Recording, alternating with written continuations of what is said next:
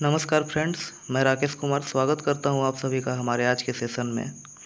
तो शुरू करने से पहले मैं आप सभी को एक बात कहना चाहूँगा कि जो भी लोग हमारे टेस्ट को दे रहे हैं वो लोग अपने और भी दोस्तों को शेयर करें ताकि ज़्यादा से ज़्यादा लोग जुड़ सकें और इसका लाभ उठा सकें। यह अभी बिल्कुल फ्री है, इसमें कोई चार्ज नहीं लिया जा रहा है। तो अपने जितने भी दोस्तों को हो सके शेयर करें ताकि और भी लोग इसका फ़ायदा उठा सकें।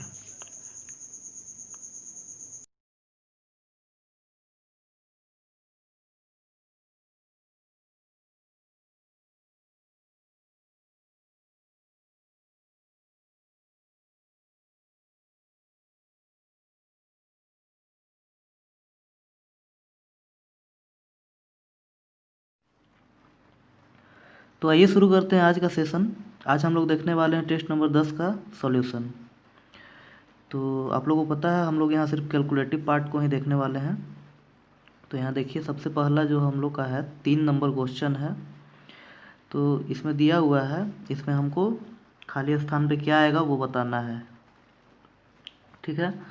तो यहाँ देखते हैं, यहाँ देखिए कुछ पैटर्न इस तरह से बन रहा है, यहाँ से यहाँ बन रहा है, फिर यहाँ से यहाँ बन रहा है, तो फिर यहाँ से यहाँ बनेगा। उसी तरह यहाँ से यहाँ बन रहा है, फिर यहाँ से यहाँ बन रहा है। तो देखते हैं डिफरेंस यहाँ पे कितना है, 16 का है। यहाँ 27 से 43 हो रहा है, यहाँ भी डिफरेंस 16 का है, और फिर आगे भी 16 ही होगा। यहाँ भी देखते हैं 20 से 36 हो रहा है, फिर 16 का डिफरेंस है, फिर 36 से फिर यहाँ भी 16 का ही डिफरेंस होगा। करके देखते हैं तो 16 ऐड हो जाएगा, तो यहाँ पे क्या हो जाएगा, इस जगह पे 59 हो जाएगा, और यहाँ 36 में 16 ऐड होगा तो यहाँ क्या हो जाएगा, 52 हो जाएगा इस जगह पे। तो यानी कि क्या हो गया, 52 और 59। तो सही ऑप्शन हो जाएगा आपका सी जो है आपका सही ऑप्शन हो जाएगा। नेक्स्ट है क्वेश्चन नंबर 5। यहाँ बोल रहा है कि नीचे दिए गए कथन का अध्ययन करें और निर्णय लें कि निम्नलिखित में से कौन सी धारणा कथन में निहित है। यानी कि एक कथन दिया गया है और 2 धारणाएं दी गई हैं, इसमें से हमको बताना है कि ये जो कथन कहा गया है ये आखिर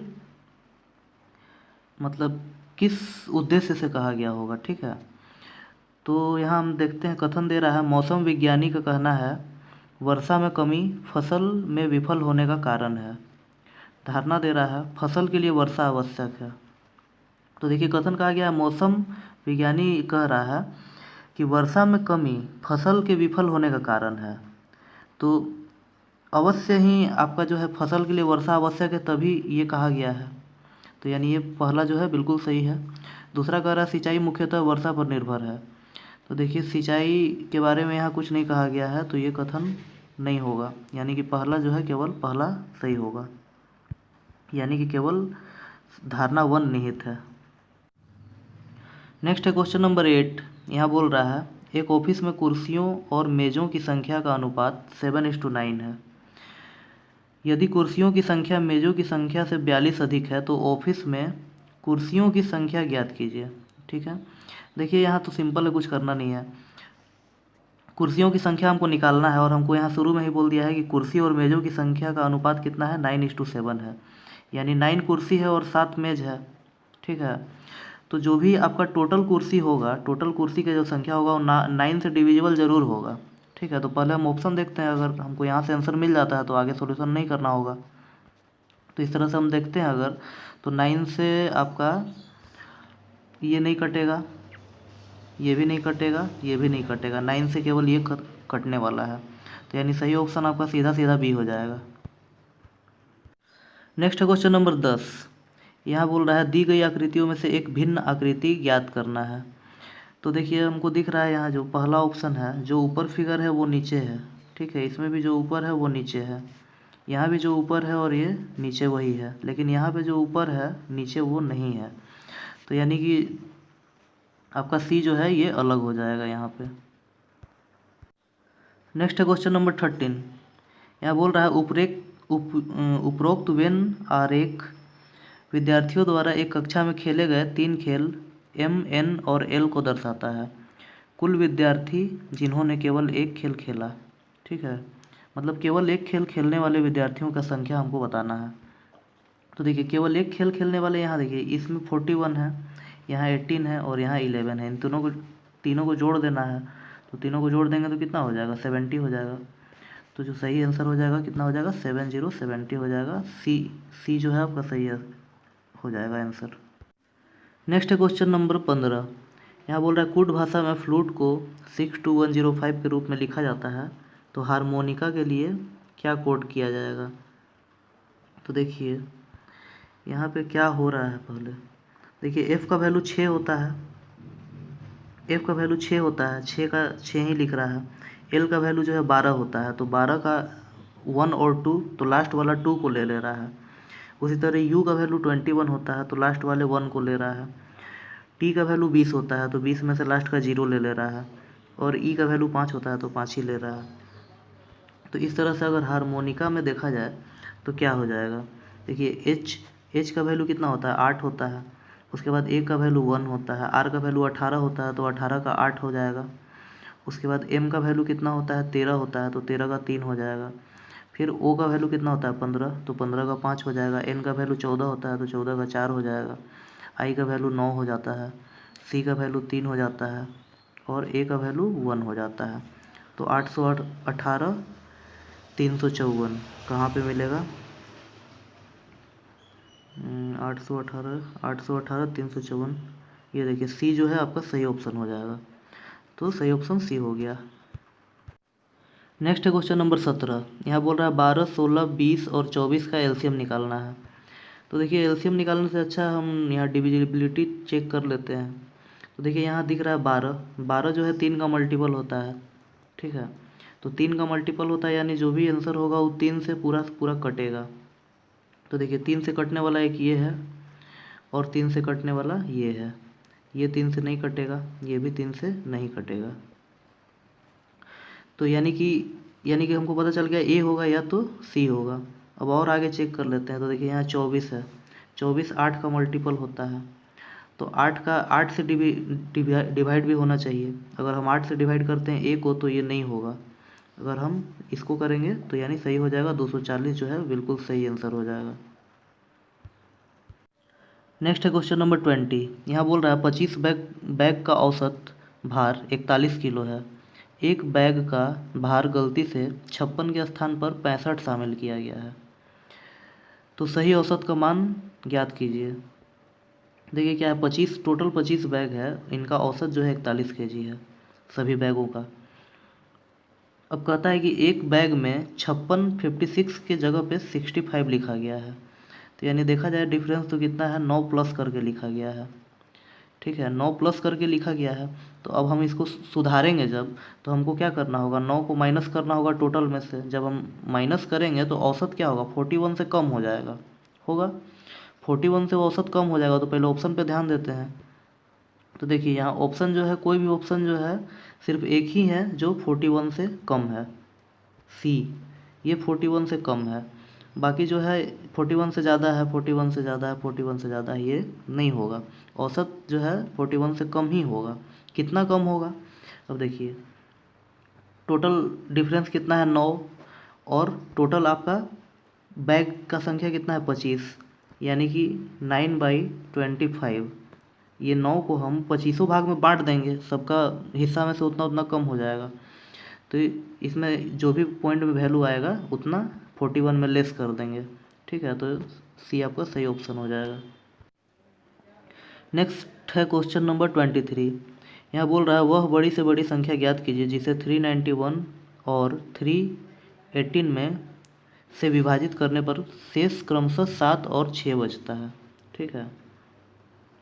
तो कह रहा है कि मतलब 391 में, मतलब जब हम इस चारों जो ऑप्शन दिया हुआ है इसमें से किसी एक संख्या से अगर हम 391 में जब भाग लगाते हैं तो 7 बचता है, और उसी संख्या से जब इसमें हम 318 में भाग लगाते हैं तो 6 बचता है। तो अगर हम इस 391 में इस 7 को घटा दें और इस 318 में 6 को घटा दें तो कुछ भी शेष नहीं बचेगा, कुछ भी शेष नहीं बचने वाला है। तो अगर हम 391 में 7 को घटा देते हैं तो कितना बचेगा, 384, ठीक है। और अगर हम 318 में 6 घटा देंगे तो कितना बचेगा, 312 बचेगा। देखिए इसका डिजिट सम देखिए, 8 3 11 और 4 15, 15 को फिर से जोड़ेंगे तो डिजिट सम 6 आ जाएगा। इसको भी देखिए, तीनों को जोड़ेंगे तो डिजिट सम कितना आ रहा है, 6 आ रहा है। यानी आंसर जो होगा उसका भी डिजिट सम जो है बिल्कुल 6 होगा। तो देखिए इसका तो 2 हो रहा है, इसका 3 2 5 हो रहा है, इसका देखिए 4 2 6 हो रहा है, और ये डी का जो है 3 2 5 हो रहा है। यानी कि सही ऑप्शन जो है बिल्कुल आपका कौन सा हो जाएगा, सी जो है सही ऑप्शन हो जाएगा। नेक्स्ट है क्वेश्चन नंबर 26, कह रहा है यदि ए का अर्थ माइनस है, ए का अर्थ माइनस है यानी यहाँ पे क्या है, माइनस है। सी का अर्थ प्लस है यानी यहाँ पे क्या है, प्लस है। बी का अर्थ डिवाइड है, बी का अर्थ डिवाइड है यानी इस जगह पे डिवाइड है इन दोनों के बीच। उसके बाद कहता है ई का अर्थ इनटू है यानी यहाँ पे इनटू है।